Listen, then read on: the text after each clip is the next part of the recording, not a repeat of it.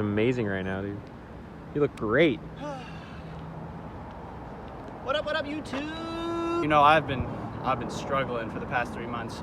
I had an Achilles injury on my right side since mid-February, since Valentine's Day, actually. Yikes. I am curious, and it's a question that I've always pondered whenever I've had a little injury in my life throughout my career.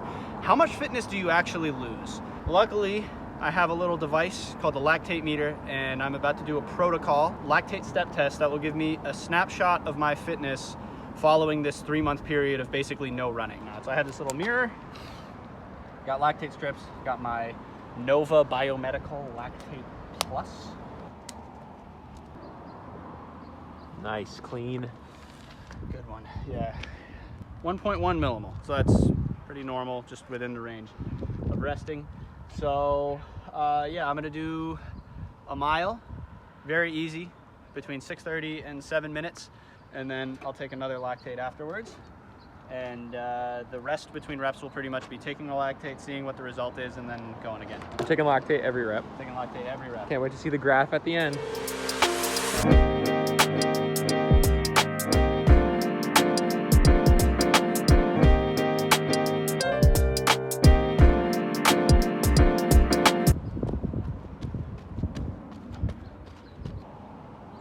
Clean.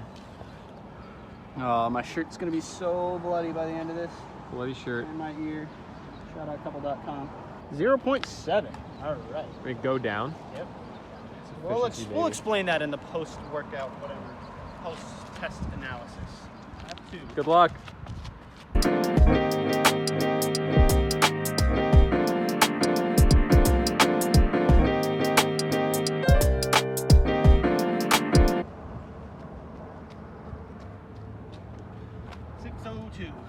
Perfect.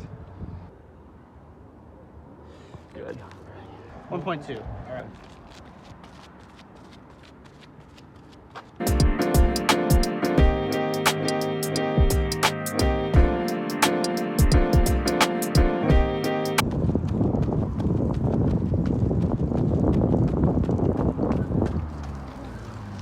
I keep miscounting these laps. All right, this is about the time you probably start to hit LT1 or over LT1, which means a sustained increase over baseline, which for me was 1.1 today. 1.0. Wow. I guess I'm not at LT1. Very yet. nice. All right, let's keep it going.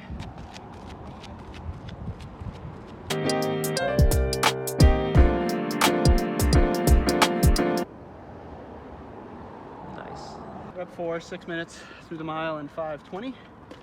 1.7. All right, somewhere along there we crossed LT1. Which is what number?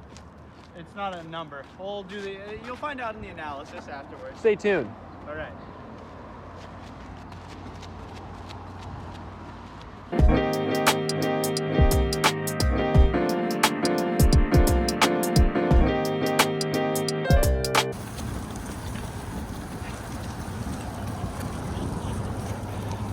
I feel like even rep 4 is crazy that it's still under 2 for 520 pace. I'm working at that for a year and I'm not there. This is where it gets really hard. 5:07, 3.2. Oh, yeah, bump. So it was in there. All right, so yeah, we'll keep going. That's 2K, so crazy though. 2K at 5 minutes, 4:55 through the mile. Yeah. So Something you like think that. at this point, like around 5:15 pace is the inflection point? Just on today? Yeah. Well, I mean, we'll see. Keep doing the data.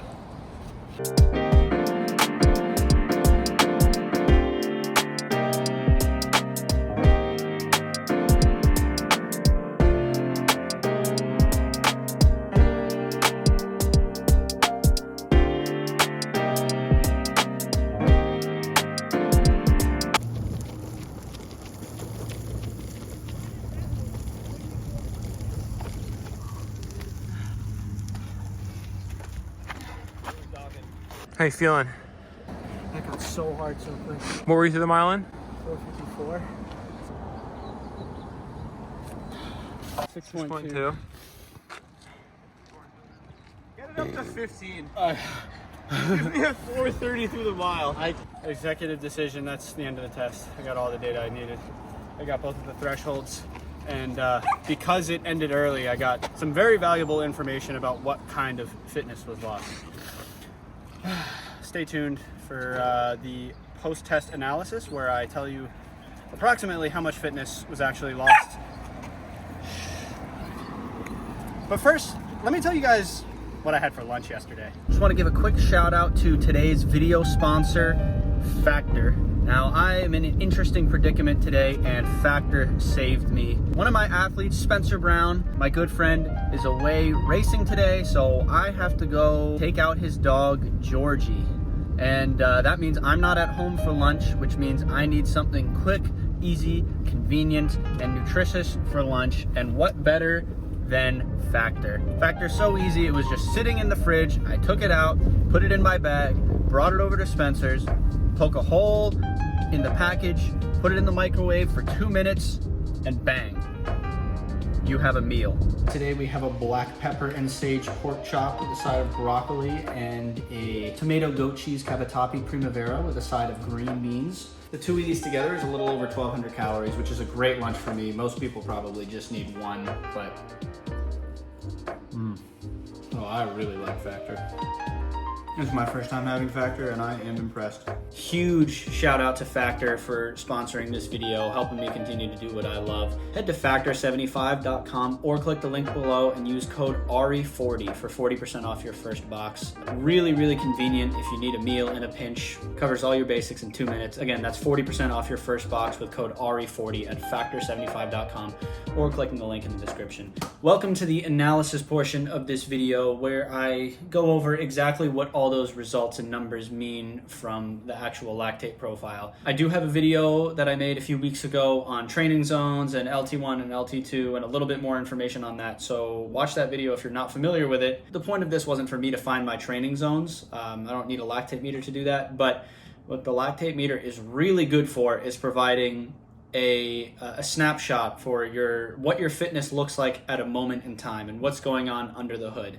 So this is really cool for me to know kind of exactly where I'm at coming off of this injury, and then I'll do it again in 6 to 8 weeks after I've gotten a couple weeks of training under my belt, and then you can gauge what the improvement is from there. It's really clear cut. You know, your lactate was this at this intensity and now it's lower at the same intensity or the same at a higher intensity. So it's a pretty hard measure of how your fitness has changed over time. So that's what I really like about it. So I have this graph with the results. Again, if you're not familiar with LT1 and LT2, definitely watch that video I was talking about, but a quick definition. LT1 is when you have a sustained increase in blood lactate over baseline. And baseline is what you're doing when you're not exercising on that day. It'll change day by day, so that's why I took it before I started the test, and the result was 1.1 millimole of lactate per liter of blood. My baseline on that day was 1.1 millimole, so in order to find LT1, we have to go until there is a sustained increase over baseline.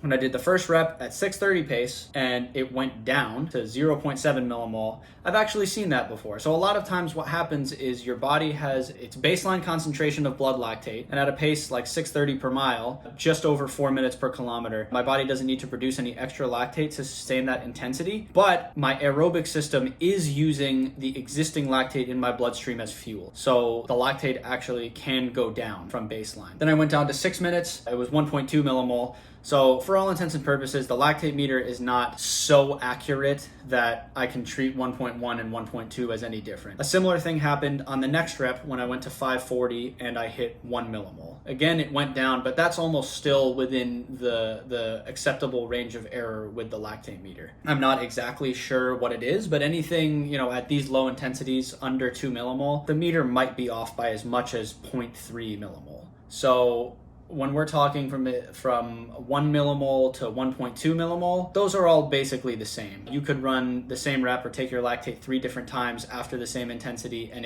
it could read 1 on one, it could read 1.2 on another. For me, those first 4 reps, there was a higher aerobic contribution. Obviously, when I get to 540 from 630, the energy has to come from somewhere. But it didn't come from my anaerobic system. There was no added lactate to sustain the effort. That was true until I got to 519 pace, which is 319 per K. And my lactate was 1.7.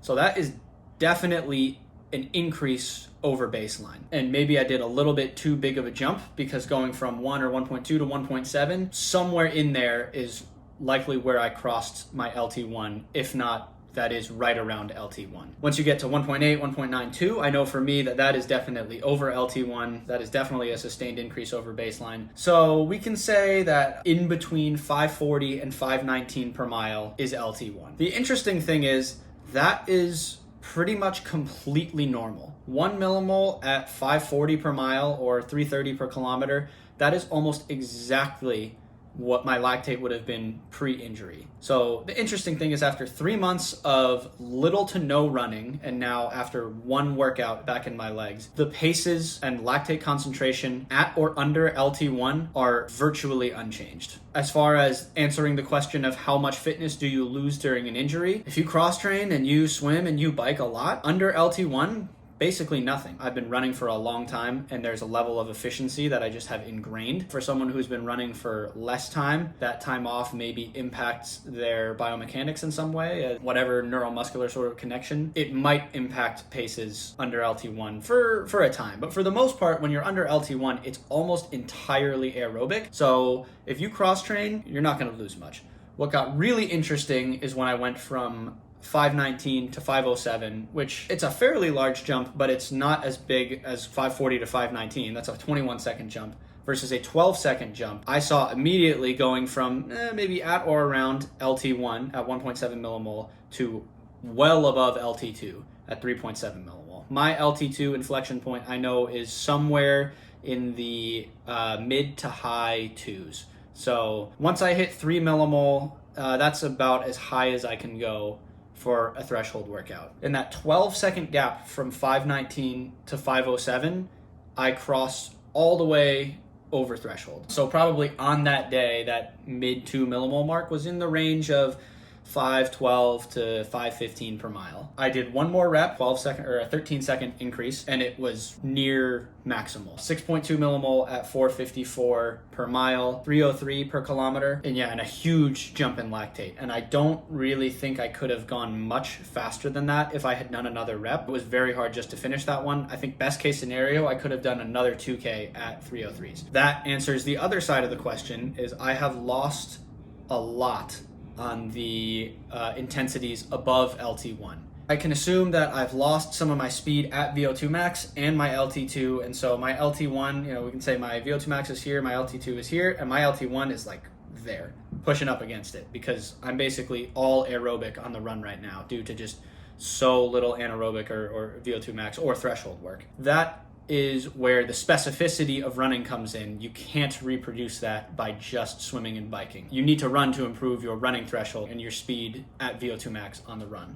It was really interesting how it was easy at 630, easy at 6 flat, easy at 540, easy at 519, pretty dang hard at 507, and then really hard at 454. The interesting thing will be how quickly does that fitness come back. My LT2 before I got injured on this dirt track in non-carbon shoes was in the low 5 minutes per mile. So if I had run that 507 2K rep before the injury, it would have been under 3 millimole, almost assuredly on most days. And now it's over. So the interesting thing is going to be how long does it take me to get back to where I was. To answer that question, we'll just have to train for a couple weeks and see, and then when I feel like I've gained a fair amount of fitness and I want to do the test again and see what the improvements are, and then we'll do it again, upload another video. And I think that's a really valuable question to answer, because especially when I was in high school or college, I would sort of freak out the longer an injury went on, and you want to kind of maybe push the limits a little bit of how quickly you can come back. And my hunch is that my threshold will be back to where it was pre-injury within 6 weeks. The really fast high-end stuff and the VO2 max might take a little bit longer, 8, 10, 12 weeks. But I think this is a really valuable question to answer, because as long as you are cross-training, you're keeping yourself at a really good baseline aerobic fitness. And then if my hunch is correct, it takes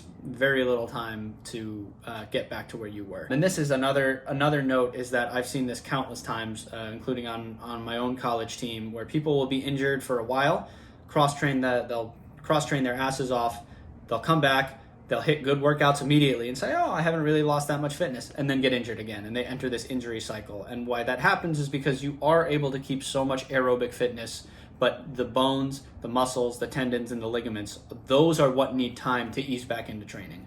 So I'm being pretty careful with this, knowing that I'm going to take my time getting back into really intense workouts. We're now coming up on week 4 of, I'll say, full health. And so now, I feel comfortable running most days a week and doing pretty normal workouts. But yeah, you just always have to be a little bit cautious. And obviously somewhere in there before I got greedy. I was running more than I was able to recover from, and that is what took me out. So we just have to be a little bit more careful this time around. So I hope that this video was informative and helpful for some people. And if you are struggling with an injury, don't rush back. Just stay on top of the cross training. You'll be fine. Peace out.